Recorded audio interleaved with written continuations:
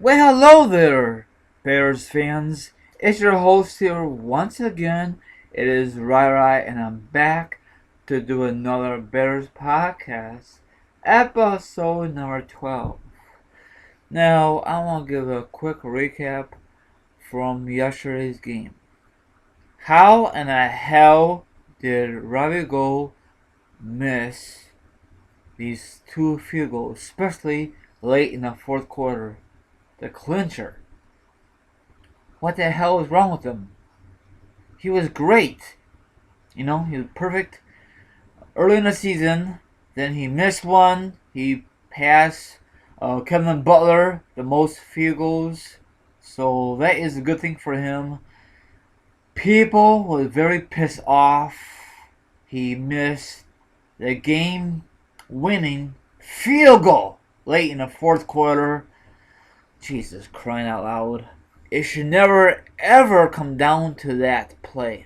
I know he was very nervous. I know his teammates were pissed off.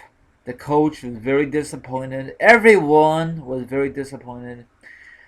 My dad and myself went to the sports bar on Sunday to watch the game, and you will never believe the reaction when Robbie Gold missed the game-winning field goal. People was freaking pissed. They was cussing at the TV. There was an FU to Robbie Gold, and they said Bears should release him the next day, and all that heart words, you know.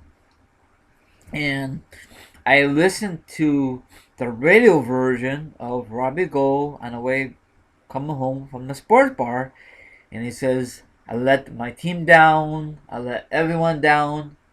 No shit, you did, dude. You know. I think this is last year with the Bears. I don't know how many years he's been with the Bears. Let's switch gears. Matt Forte, he did pretty good. Not too sure if you've seen his game on Sunday, but when he got a touchdown, he's like cradling the football. He was pretending that was his baby. He just got baby recently. He was born, so that is a good thing. So congratulations to Matt Forte and the family. Bears will be good in their future, okay? They have a great drafts coming up. Draft picks. John Fox is a brilliant coach. I mean, of course, he's not no Belichick, but I really wish instead of 4th and 1, go for the damn punt. Go for it, okay? You're not gonna make the damn playoffs. Take a freaking risk, you know? Now, Jay Cutler had one bad mistake. A pick six earlier in that game. That's it. No touchdowns at all for him. I think that's the first time in a long time for Jay Cutler. I was kind of disappointed. I had a feeling Bears gonna lose this game because number one, Bears did not score a lot of points at all in this whole entire game. So it came down to overtime. Bears had a chance to field goal it or get a touchdown to end the overtime session. They just struggled on the overtime session. Niners got it. They went down the field, got a touchdown. The game was over. So that sucks. Where was our defense? Nothing, okay? Everyone's like going different directions. Say, what the freaking hell? Were you guys just napping? I know Niners are not that great, but still. I like to see the Bears be 6-6 instead of being below 500. This is not necessary. This is uncalled for. Of course, it comes down to the field goal kicker, Robbie Gold. Do you think this is the last year with the Bears? No one does not know except himself, Bears management, and all this stuff. He was Mr. Clutch a few years ago. Now he's Mr. Goat. He needs to redeem himself this Sunday against Washington, the Redskins. Washington is not a great team, but you can't take these teams so lightly, Bears. You can't. Bears need to score a lot of points. Maybe this offseason, I heard they have enough room in the salary cap to maybe sign one or two free agencies. Okay, hopefully they're um, big names, not like a nobody. Maybe like get another receiver or defense. Shit, get another running back. Help the second year veteran. You know, the guy from Michigan State. I know he's a rookie now, but next year he'll be a second in the league. So I don't know if the Bears gonna keep him around. I'm not too sure. Jeffrey, he did pretty good, but he did not get no damn touchdowns, so that kind of disappointed. Um, the Kevin White guy, the rookie, he still did not play. You see a lot of reports that he might play this week or next week. Bears, do not let him play at all this season. There's no reason for it. Bears are not gonna make the freaking playoffs. So if the Bears were freaking smart, let him sit out for the rest of this year. Then next year, for the 2016 season, he'd be all ready to go.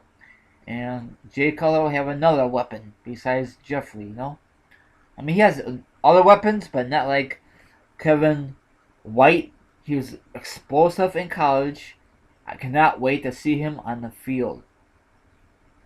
I know I mentioned this time after time. He does a great job in the video game world in Madden 2016, but that is a different thing. Video game and real life football, that is two different things, like I said a few minutes ago. Can you imagine if Kevin White did not get hurt in off season, this past, getting ready for his rookie year? He could be explosive. Jay Cutler to Kevin White, Jay Cutler to Jeffrey, Jay Cutler to Mafute. We had a great. Our defense looked pretty good yesterday, okay? But for some reason, our defense just fell apart in that overtime session. Huge bomb. I think it's about 61 yard touchdown pass, or is it more? I'm not too sure. Very sucks. I think they had the ball first. They did nothing. We had the ball. We didn't do nothing. They had it. They went down the field. The rest is history. They need to change the overtime rules. Or if no one does not score, keep on freaking going. I know it's the NFL, but still make this game more exciting. If this is the playoffs, it'd be another overtime session or a third overtime session. They wanted a winner, but they need to get rid of that tie bullshit. They did that tie in hockey. They got rid of it, then they came up with a different solution. NFL, if you freaking listening, you need to get rid of your tie thing. That is freaking bullshit. It does not happen too often that two teams tie at the end of the fourth quarter. And then they'll go overtime and they'll still be tied. You know what's going to happen? Both teams lose? Or I don't know how it works out, but very stupid. They need to get rid of that bullshit, Now, I think Jay Cutler is having his best year as a Bear. Okay? Of course, he's not no freaking Hall of Famer. They did ran the ball, finally, late in the fourth quarter. That is Bear football. Not passing it every damn play. Back in the day when they had Walter Payton, rest in peace, they keep running it, passing it, running it. Now these days, the AFC and the NFC passing it. It's a passing league, okay?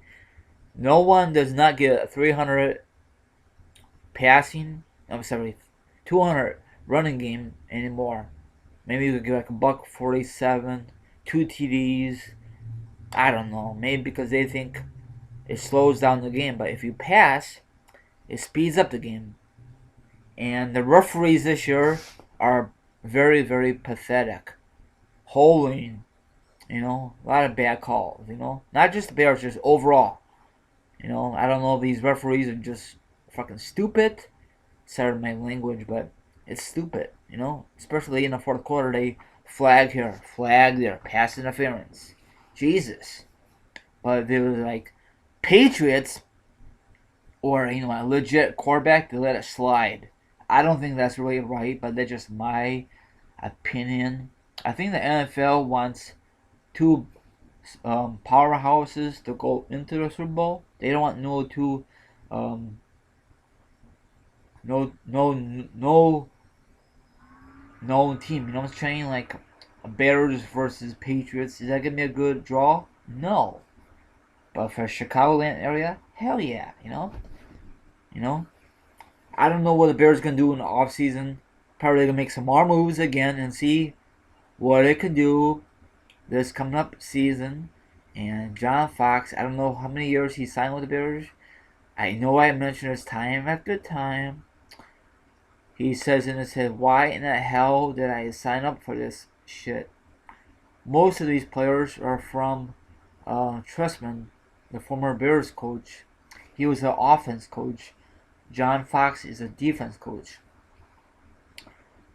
So he's a smash mouth kind of guy. He loves to run the ball. He says that in his preseason. I'm going to run the ball like I did with the Carolina Panthers and the Denver Broncos. And look at he turned those teams around. He didn't took them. They didn't win it. Patriots. I'm not Patriots. Carolina and Denver, but you know I'm going with this. I think he had his best years with the Denver Broncos. I mean that's just my theory. Um, of course, you had a great quarterback, Manning. Um, and then on the Carolina side, you have Jake Delhomme. He was there on the sidelines. I'm not too sure if you've seen that. He retired back in '08.